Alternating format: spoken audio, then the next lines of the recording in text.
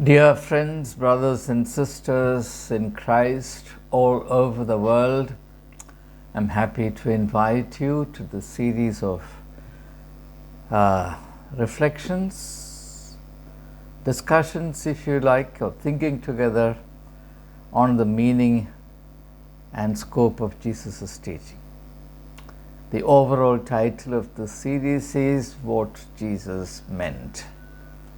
By now, by God's grace, we have covered a fair bit of grounds, and therefore the basic concepts should be clear to everyone, which should make our discussions easier and more readily understood. Today we are actually going to enter the heart of the gospel, which John the evangelist describes perhaps the best manner imaginable. To me, this is perhaps the most inspired piece of writing in the whole of the Bible.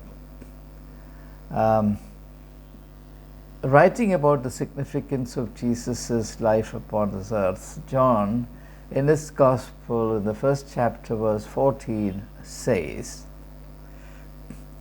"The Word became flesh and dwelt in our midst, full of grace and truth."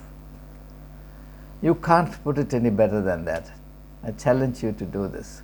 Try and explain or define in one sentence the significance of Jesus coming into this world as the Son of God and Son of Man, or the Incarnation, which is the heart of the gospel.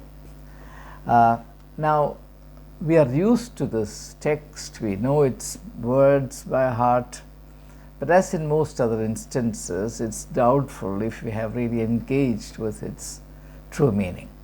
Now, what exactly does it imply? What are the many, many nuances of its meanings? And that is something that we are trying to experience for ourselves. And I pray that the Spirit of God, the true communicator, would empower me as well as anoint your hearts, so that this session proves one of special significance and we are able to understand these divine mysteries in a very true and faithful manner, being open to the revelations of God without allowing our personal elements to interfere and distort. So may everything that is personal about me as the medium for the revelation of these insights be refined by the blood of the Lamb that takes away the sin of the world. Now, let's try and understand this. What does it mean to say that Jesus is the Word become flesh? Now, this is clearly the uniqueness of the biblical faith, the uniqueness of Jesus Christ. Now, as one of my favorite philosophers, Soren Kierkegaard, writes very eloquently, he says philosophy can understand anything. The one thing that philosophy cannot understand is how God can become man. So therefore he says that we must accept that this is a domain of mystery and relate to it accordingly. But the fact that this is an impenetrable mystery should not intimidate us and forbid us in trying to come to terms with, trying to stay engaged with it, trying to understand it, if you like, without the shallow intellectual pretensions that the so-called intelligentsia, secular intelligentsia, might assume. So,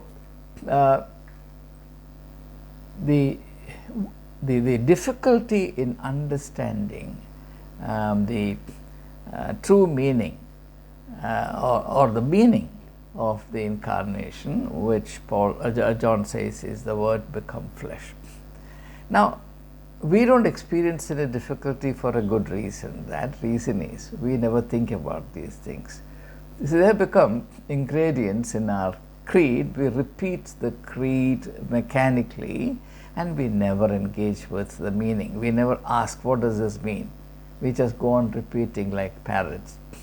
So the idea that this is a very challenging thing, and as a great philosopher said, this is perhaps the most challenging thing in the history of human religiosity, doesn't bother us because we do not really engage with these things. So if we don't feel challenged by it, it means only one thing, and that is it is irrelevant to us. So we are Christians without having anything to do with the incarnation of Jesus Christ, and that's the amazing thing about us. And we don't realize that there is a glaring contradiction in the state of affairs, and that's the reason why we need to try and understand it in some sense. I don't pretend to be able to unpack the mystery of the whole thing, but I have stayed engaged with it for a long time. Therefore, I have something to share with all of you, which I offer in humility, and I pray that you would be blessed through this session.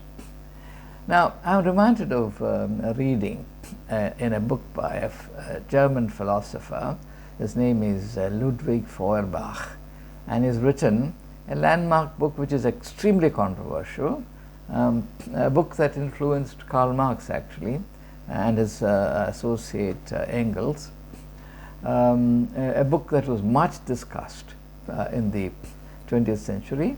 And the title of that book is The Essence of Christianity, and in that Ludwig Feuerbach, writing about the Incarnation, wrote these words. They're easy to remember.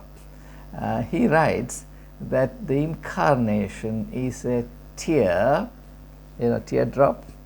of divine compassion. The Incarnation is a tear of God's compassion. That's what he said. See, he's a philosopher. In spite of that, he can understand something of the spirituality, something of the emotional, passionate side of the Incarnation of Christ. So, if we accept Feuerbach's insight that the Incarnation is a tear of God's compassion for humanity, we must immediately realize that compassion implies a response. Compassion is a response to a prevailing situation. So it's a way of responding, but it's a way of responding in truth. There is no scope for dissimulation or play acting or insincerity in compassion. Compassion, if it is compassion, will exist in its purity. No question about it. Therefore, truth is inseparable from compassion. And what truth? The truth of one's being. See? So that is when we respond in compassion that the truth of our being is fully engaged and gets manifested. So in that sense, compassion is God's love being manifested in a concrete way as God responds to the human condition. And that is really Feuerbach's insight, and I am in agreement with him, though I don't agree with everything that he says in that book. So as I said, there is no margin for dissimulation in compassion, and therefore I am going to offer you my definition of compassion, my definition of compassion. Yes, compassion is love issuing in truth, responding in a practical way to remedy the given situation. So I'll repeat that. I'm not going to explain this for want of time. Compassion is love responding in truth in a practical way to remedy a situation which needs to be addressed, which needs to be improved. For example, somebody is in trouble, as in the case of the parable of the Good Samaritan. Now you respond. How do you respond? You respond in the truth of your being. And why do you respond? In order to improve the situation. So compassion is dynamic, compassion is sensitive, compassion is responsiveness, compassion is expressing the truth about oneself. So the Samaritan expressed the truth about himself. the priest and the Levite also expressed the truth about themselves, which is very unfortunate. So, the second thing I want to say is that the Incarnation is the benchmark of human worth. God attached such incredible significance to human beings that He took the ultimate risk of sending His Son into this world to be crucified for the sake of every human being. And a greater, more emphatic statement of human worth cannot be imagined.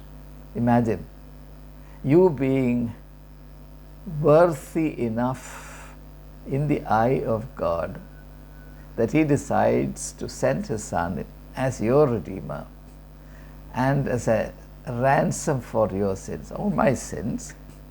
What is the worth that is ascribed to us through this divine initiative? And therefore, Christians, and I plead with everyone, Christians must realize that they're duty bound to live as people with incomparable worth. Now, this is the greatest sadness today, that the stature of Christians is dwindling. People are becoming smaller and smaller. There is no dearth of religiosity, but there is dearth of human authenticity.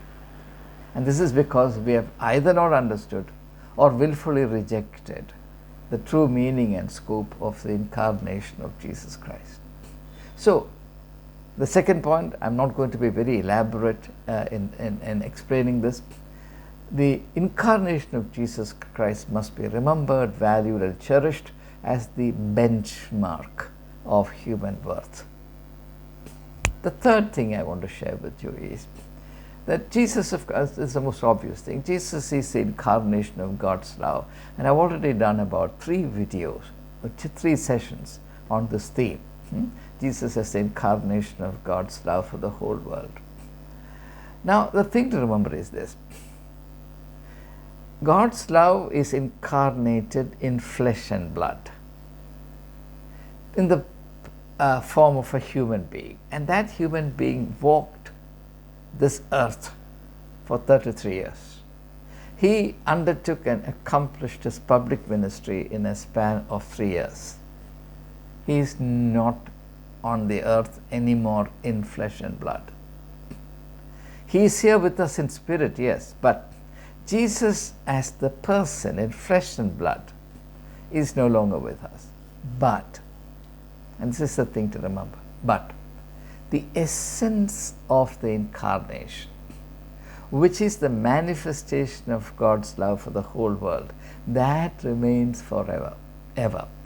The person is not here with us, but the essence of His personality is with us, and it is the essence of our personality that is immortal. So people who are terrified of their death, for God's sake, please realize that a far better way of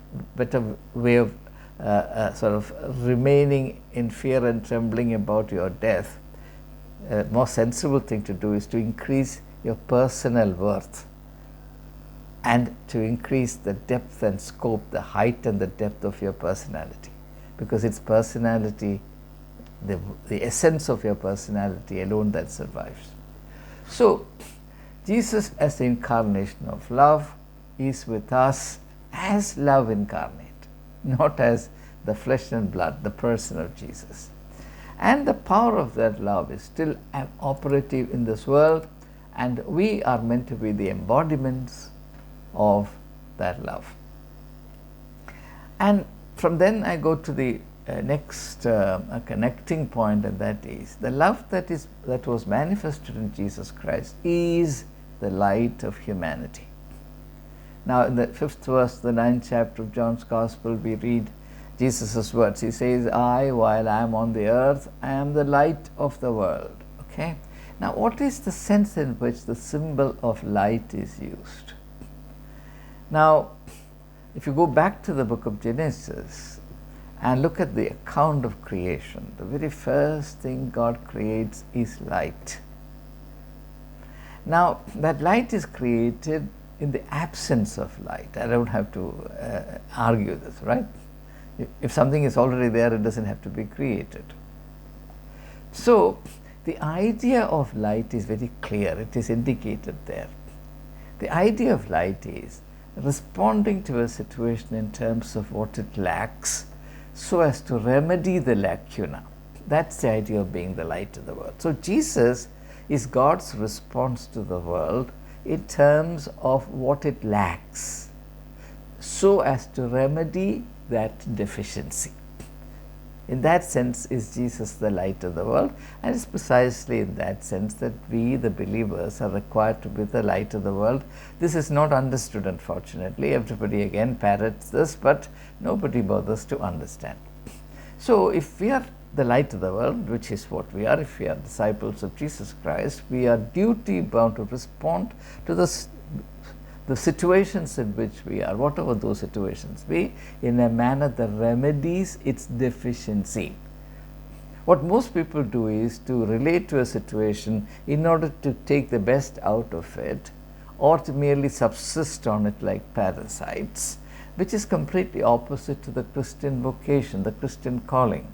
We do not even begin to be Christians if we don't move from this attitude of living like parasites on the status quo, and becoming, through Christ Jesus, people who respond to the world in terms of what the world lacks in order to remedy that lacuna.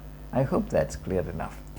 So, the Incarnation is God coming into this world through Christ Jesus as the love that remedies the most fundamental need of the world, which is love.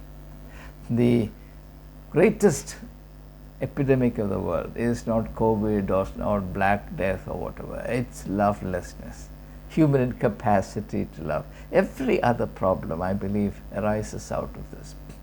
Now, the world rejects love, and it has rejected love in favor of power. And what is power?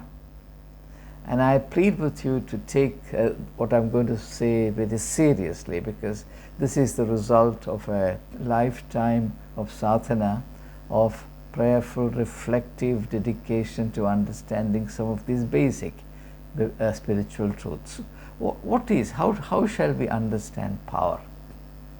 Power, I'm going to give a very short definition of power.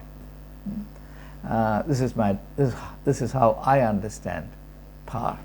Power is man's genius minus love. That's the simplest, shortest way I can put this. Power is, see, human beings have genius. We have great abilities, tremendous talents. We are geniuses, all right? But something has happened to this genius. Love has gone out of it. So power is not the real thing. Power is the byproduct of an absence, the absence of love. Where love is present, there is no power. There is authority, which is not the same as power, right? So please remember this. What is power? Power is the genius of man minus love. And this becomes a problem because we are enormously talented. The question of power doesn't exist vis-a-vis a tiger or an elephant or a lion or a python or whatever. They have strength, but they don't have power. Okay? Only human beings have power. So here, in relation to power, we must recognize two problems. And that is, in relation to the human genius, the genius that we are not geniuses in reality as it is accomplished, but we are potential geniuses, okay? And that's why we are created in the image and likeness of God. But in relation to this, there are two problems that we need to recognize, and I need to be brief about it. First, we do not live to our potential. Therefore, we don't even realize that we are geniuses. Therefore, we are merely stuck in this mere existence, and it doesn't take any genius to live in mere existence, and therefore we never realize, because of the way we live, we do not perceive ourselves as potential geniuses, but in the eyes of God, we are potential geniuses. So the second problem is, even when we use a fragment of our genius, we tend to abuse it. At least we tend to misuse it. A good example is one of the disciples of Jesus Christ, Judas. He had a talent. That's why he became the keeper of the money, the treasurer. But he misused his talent. He misused his genius. What happened? That became his death. So it's a very serious matter that we are discussing. We have to realize that we are potential geniuses. We have to enter into the fullness of it. At the same time, we also need God's grace to ensure that we don't abuse and misuse our genius and invite death and destruction upon our souls. So, the human tendency to specialize is actually, specialization is, as is well defined, knowing more and more about less and less. So we develop only one aspect of our personality, or one aspect of our intellectual scope, and then we become specialists. But in the process, what happens is, we fail to do justice to the whole person that we are, and as a result of that, even in relation to that aspect which we develop under the guise of specialization, super specialization, we do not know how to do justice to it. Well, this is a very expansive theme. Now, this is, since that's not my main concern, I'll only mention this and move on. So Judas abused his gift, his genius as a treasurer. Now, this goes for everything that human beings do, particularly in relation to wealth. The problem is not with wealth per se. There is no merit in being poor out of laziness or whatever. The problem in wealth, if there is a problem at all, is that it has no place for love. Strangely, that is how it is. Strangely, the more material possessions or material wealth we have, the smaller our heart becomes. That's a risk. It doesn't necessarily have to happen that way, but it happens because somehow in our state of affluence or prosperity, we forget God. And that's why Jesus gave the parable of the rich fool. The man, when his land yielded plenty, he forgot God. This is a real danger in prosperity. Therefore, if one can actually keep God at the center of one's life, irrespective of wealth or poverty, whatever, one is safe. One maintains one's dignity and one becomes the light of the world in the given context. So, the problem is not wealth, the problem is the absence of love. So, the absence of love makes us abuse whatever facilities, even talents that God has entrusted to us. Now, the next point I want to make about incarnation is that incarnation is a symbol of fullness. Now, for example, what is incarnation? As John quite rightly says, it's an integration of two contrary principles, the Word and the flesh, right? Now, you can't imagine two entities so completely different from each other as the Word and the flesh. Actually, in our imagination, even today, the two are irreconcilable opposites. But in Jesus Christ, these irreconcilable opposite factors, conflicting elements, have become one. That's the amazing thing. That is why I say that the incarnation is a symbol of wholeness or fullness. And this is something that we are so deficient in. I can say this about myself. When I measure myself against the yardstick of incarnation in this respect, I become acutely aware of my limitations. See, human beings want to be in a single color, monochrome. we are not able to integrate opposites. We just want to deal with only one aspect of reality, right?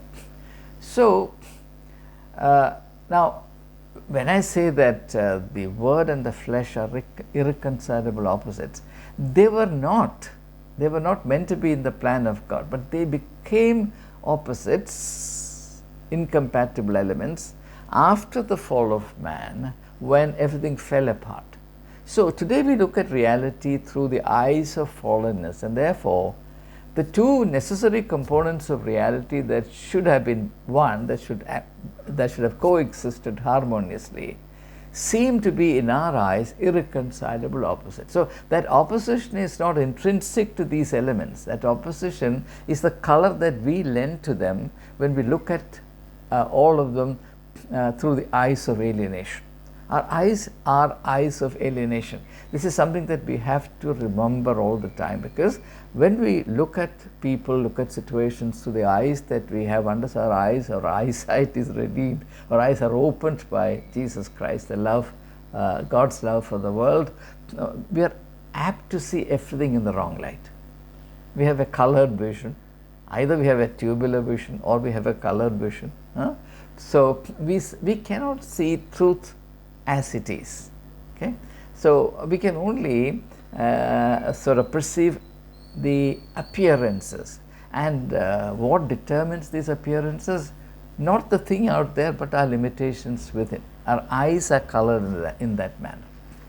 So therefore, the integration of opposites is the basic strength that we need to acquire, because without that strength we cannot go out and engage with the world. Now, Jesus was very clear about it. If you remember the 16th verse of the 10th chapter of Matthew's Gospel, Jesus says, "Behold, I sent you like sheep among wolves." Two contrary principles, sheep and wolf. It's only when they come together that the mission of God happens. But you cannot go as sheep among wolves if you have not experienced this integration within yourself already. If you are a battleground of these components, how can you go and heal the opposition between the sheep and the wolf, which is what mission is in relation to the world? So we have to first experience this reconciliation or this integration of opposites within ourselves. That's the reason why Jesus says, "Love your enemy," because it is in enmity that the difference between you and the other reaches its zenith. So your enemy is your irreconcilable opposite, and the spiritual duty is to reconcile these irreconcilable opposites so that we attain an integrated experience of the wholeness of life. So now Jesus, of course, and John goes on to say that the Word became flesh and dwelt in our midst. That's extremely important. Had the Word become flesh and remained in an isolated corner or on top of a distant mountain, inaccessible to human beings, so deep inside a thick dark forest, it would have been of no consequence.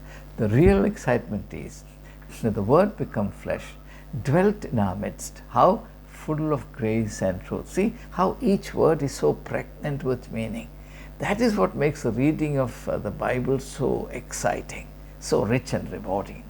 So the basic purpose of the incarnation of Christ is to dwell in the midst of human beings, to be in a state of active engagement with the human predicament. And therefore, if we really believe in the incarnation, some consequences follow. And this is something that we need to understand in very simple, practical terms. First of all, if you believe in Jesus, the incarnate love of God for the whole world, it is absolutely clear that the biblical spirituality is an absolutely inclusive spirituality. It embraces the whole world, both now and for all ages to come. That's the sweep and scope of the incarnation. That is why no barrier, no label, no divisive categorization was acceptable to Jesus. And as Paul rightly says, that he came to dismantle the walls of alienation, the walls of division. So Jesus transforms walls of exclusion into pure acceptance. Jesus accepted everyone except the merchants of alienation. And he looked at the priests of the times and he found that there was a serious problem in them, and we'll come to that presently. So, no alienation is acceptable to Jesus, no man-made wall is acceptable to him, and he turns exclusion into hospitality. He says, "Come to me, all you labor and are heavy laden." Well, that's the amazing thing. He actually turns everything right about, right? So, when even today Christians are busy building walls excluding others, whereas Jesus is the unconditional invitation to all people to come and reside in him. He is absolute hospitality. He is willing to accept anyone and everyone. You are a sinner, most welcome. You are a prostitute, don't worry, most welcome. You are a criminal, you are a murderer, and Dostoevsky deals with it in his fantastic novel Crime and Punishment. You are a criminal, Raskolnikov, you are a criminal, come. There is room in my heart for you. But are you a merchant of alienation? Are you a builder of walls? Out. There is no place for you. That is Jesus Christ. So it is not as though he dwelt in our midst full of grace and truth and therefore is completely indiscriminate. No. The principle that contradicts the meaning of the Incarnation is not acceptable to the Incarnation, just as darkness is not acceptable to light. So there is that fundamental God instituted separation. You read the first chapter of the book of Genesis, the account of creation. God separated light from darkness. That separation will always apply. But what is darkness, what is light, we are often not in a position to understand, as I said, because we have not entered into the discipline of this Incarnation, which is the reconciliation of opposites as per the plan of God, which, as I said, includes the distinction, the separation between darkness and light. Otherwise, there will be complete moral anarchy. So, as against the way of Jesus Christ, the world comes and says, no, this is not the way. There is another way, which is my way, which is the way of alienation. And that is the way that is accepted most by people in the world. And the world insists that this is the only way. And that's the reason why Jesus had to say, I am the way, right? Had the world not insisted that the way of the world alone is the way, Jesus would not have had the need to say, I am the way.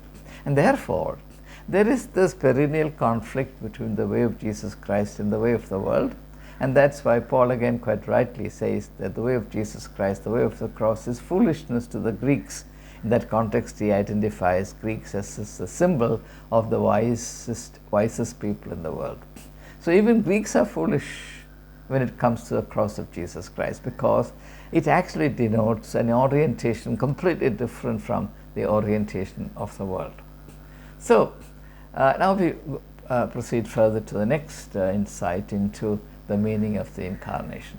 The Incarnation manifests God's initiative. Please underline the word initiative. It's very important, extremely important. To be a child of God is to have initiative.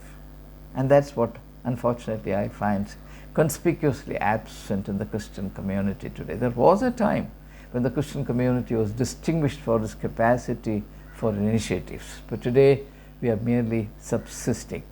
So, that is also a mark of the contradiction that our life has become to the meaning and challenge of the Incarnation of Jesus Christ. So, what is the Incarnation? The Incarnation is that signal event in the heart of human history in which God takes the initiative to redeem the human situation. Humanity was and still is in great peril, great trouble, right? Look at the misery that we create for ourselves.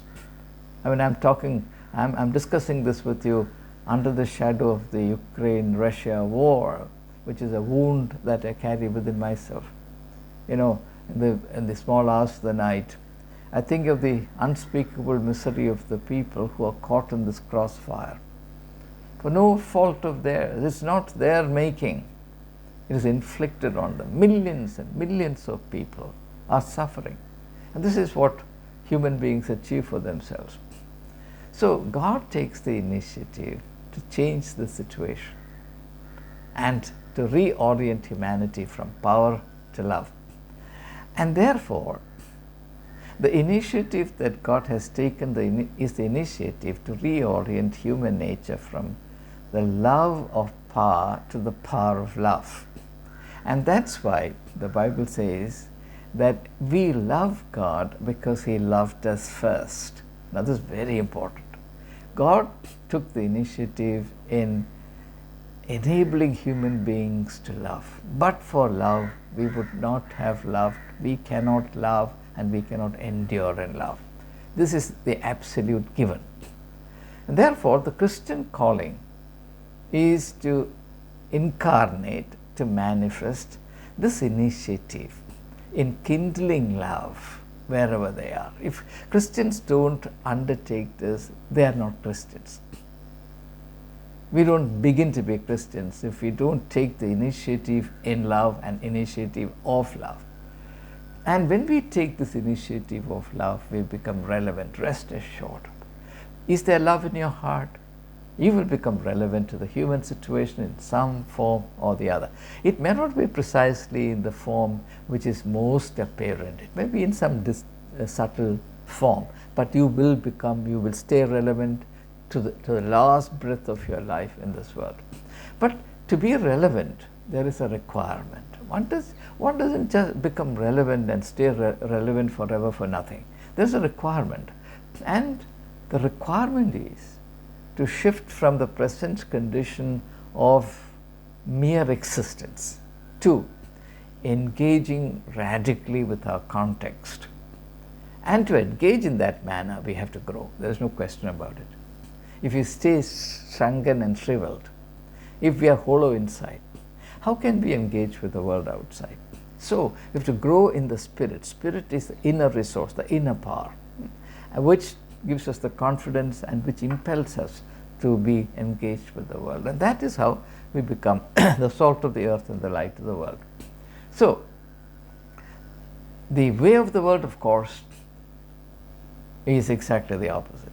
If you look at the world, most people, barring a very, very handful of people who are power wielders, right, power brokers, a vast majority of the people live either passively or reactively. In other words, they have no initiative. Passive means doing nothing. Reacting means somebody does something to them and then they wake up and react, right? I'm waiting for you to slap me on my cheek to give you one, right? Or I'm waiting for you to do something, then I come out of my hiding place and I criticize, right? Most people are experts in finding fault with something that other people do, right? So only reactive. I'm not saying that we should react. In fact, Jesus teaches that we must react, but we must react in love. That's the reason why he says, if someone slaps you on one cheek, show the other. That's how you manifest love. That's how you incarnate love.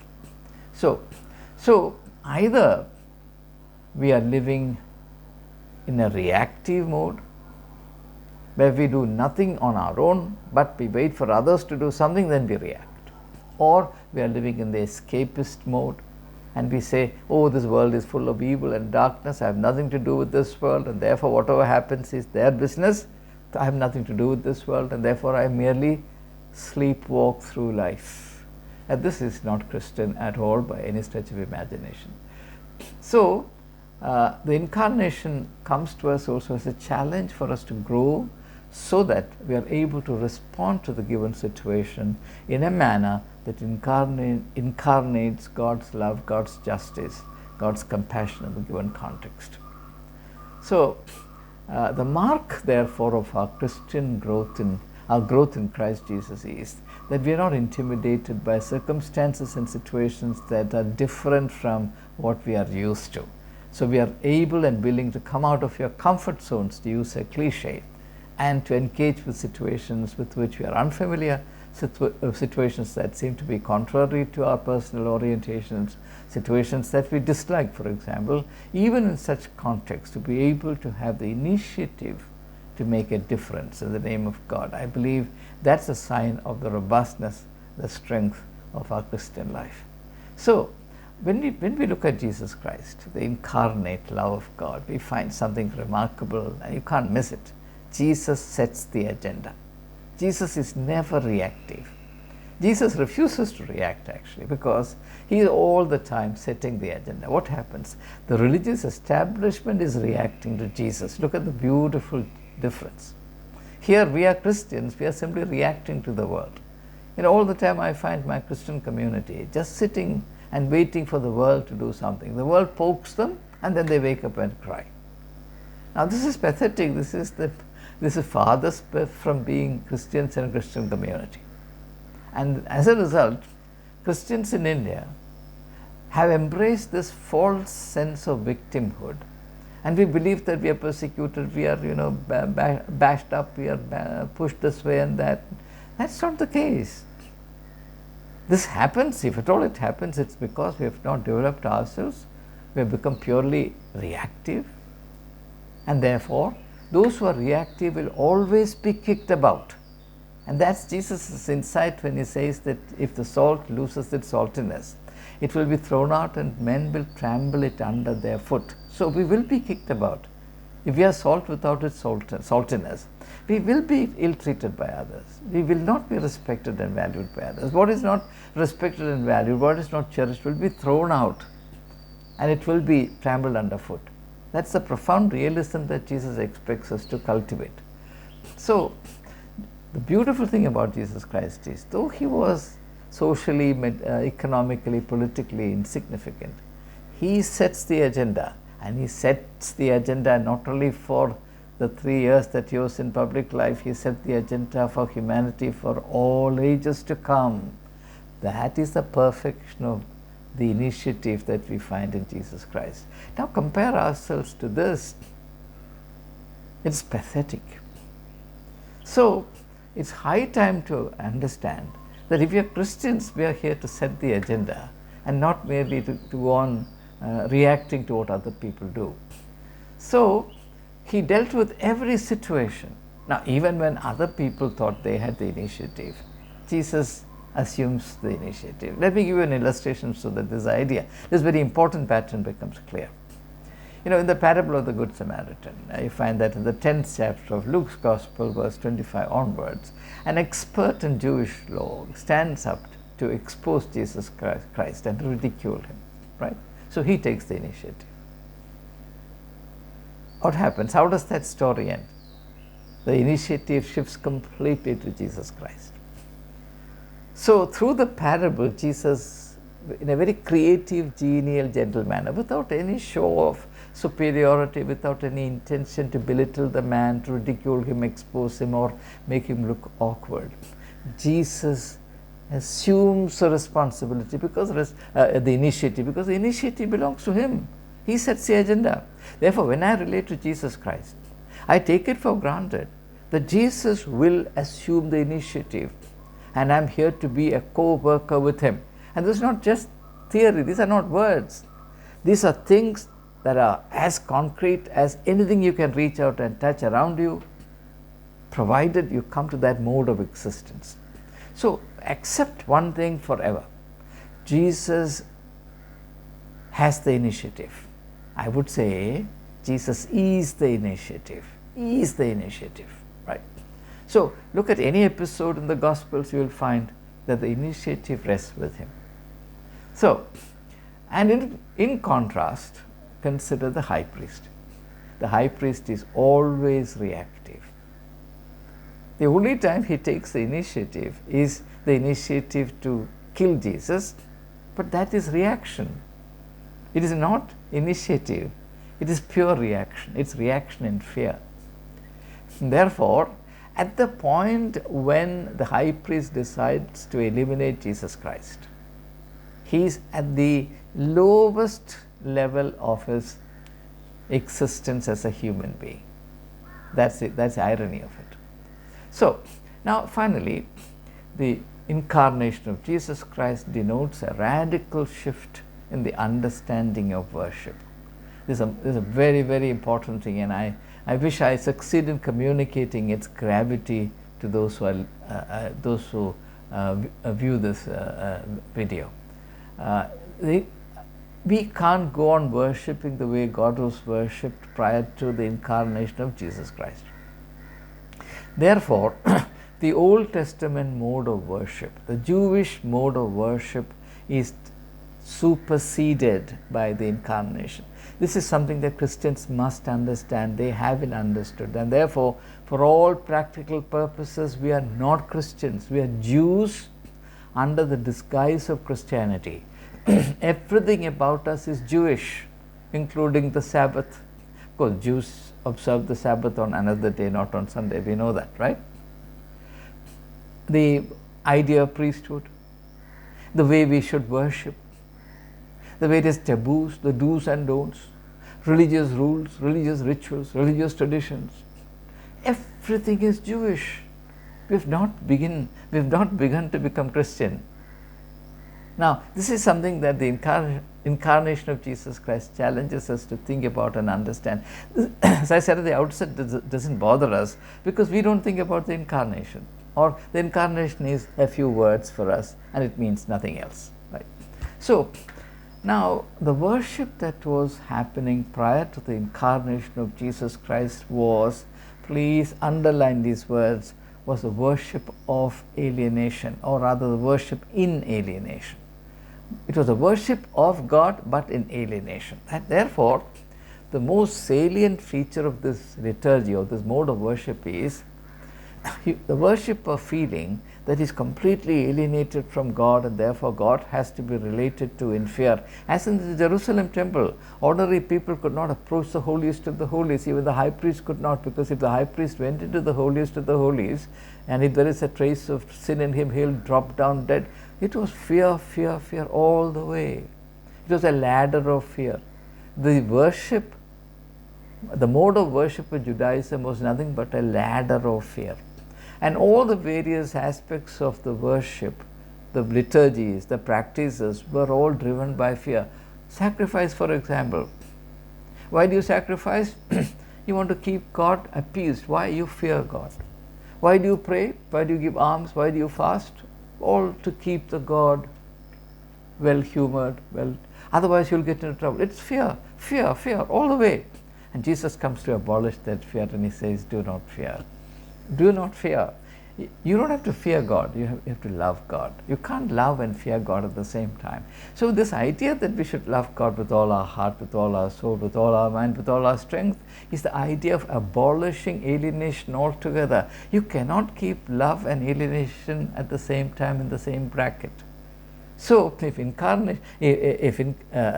incarnation is the coming into the world in flesh and blood of God's love to live in our midst full of grace and truth, then it's completely inadmissible. It is irrelevant and impertinent to offer worship in alienation to God. And clearly, the worship that we offer is worship in alienation. The way we worship clearly shows that we are completely alienated from God. Look at the need we experience to flatter God. Flattery comes out of alienation. Make no doubt about it. If you feel one with God, you will experience the shame and the insult in heaping praises on God. You will praise someone, you will flatter someone only when that person is beyond your reach. So it is an exercise in alienation, make no doubt about it. Our prayer is prayer in alienation. Our corporate worship is worship in alienation. Everything that we do in the name of God is done in alienation, which is the tragic reality in our midst. And this is the reason why we never grow as Christians.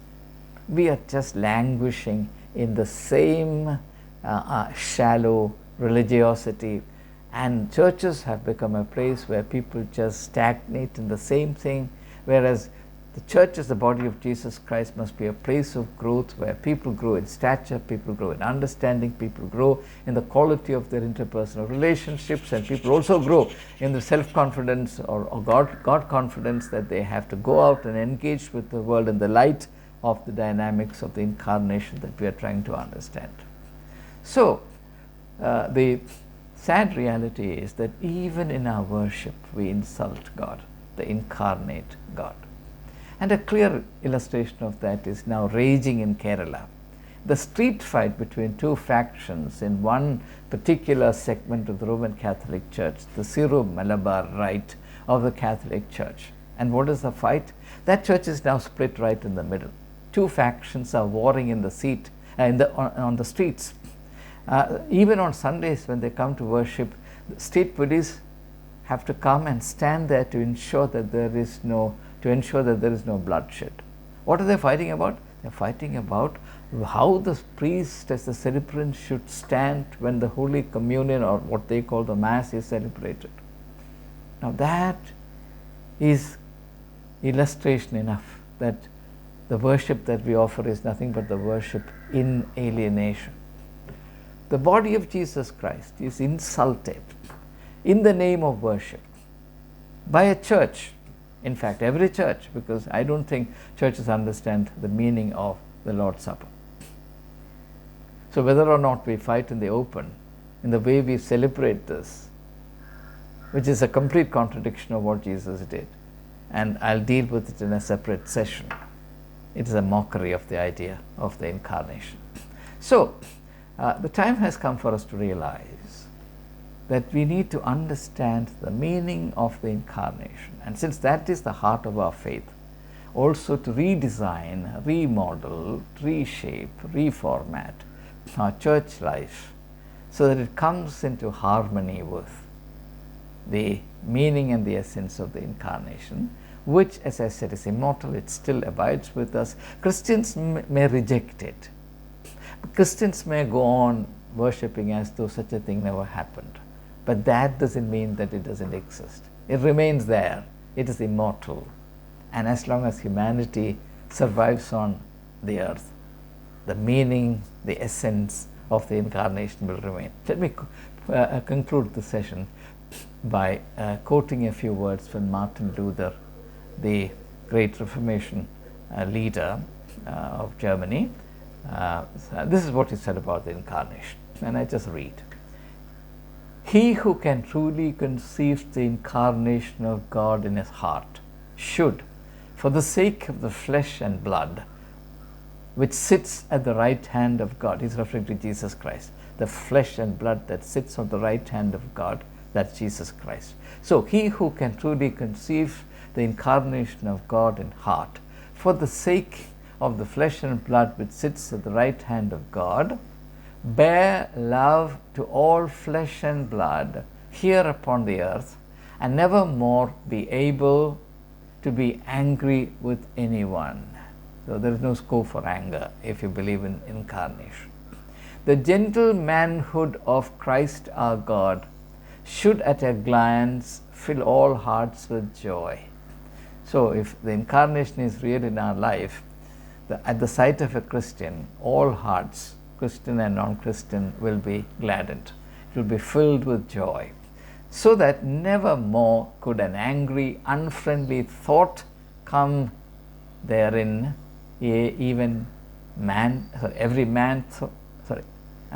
Every man ought out of great joy to be tender to his fellow men for the sake of that our flesh and blood. That our flesh and blood is Jesus Christ. So this is how Luther understood the practical implications of the incarnation. And I conclude by saying again and again, it's high time we woke up to the meaning of the incarnation, realized our duty to implement this meaning in our life, both as individual Christians and as churches and congregations. Then indeed we will become the light of the world. Thank you.